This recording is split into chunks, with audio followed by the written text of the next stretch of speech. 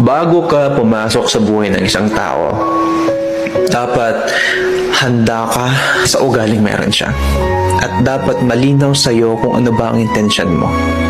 Hindi dahil gusto mo lang siya kasi na-attract ka, napugian o nagandahan ka, or naputian ka lang sa kanya.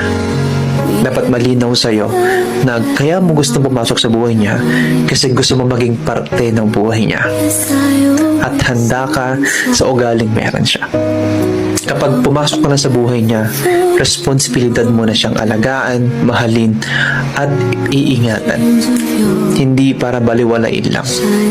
Remember na kapag nagmahal ka, parte na yan ng pang-araw-araw mo na buhay. Kasi commitment yan. Hindi mo pwedeng baliwalain yung partner mo or hindi ka pwedeng umastang single lang kasi may jowa ka na o may partner ka na. At isa pa, wag mong ipapakita na kaya ka lang niya magugustuhan kasi nag-e-effort ka. Dapat, kahit sa sobrang hirap ng pinagdadaanan niyo, nag-stay ka pa rin.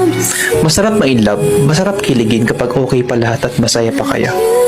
Pero what if dumating sa point na nagkakalabuan na at nakakaproblema ang relasyon nyo? Mag-i-stay ka pa ba?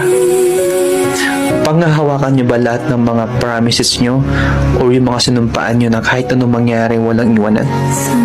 Kapag ba dumadating kayo sa point na parang ang labo ng ilaban ng relasyon nyo, ilalaban nyo pa kaya?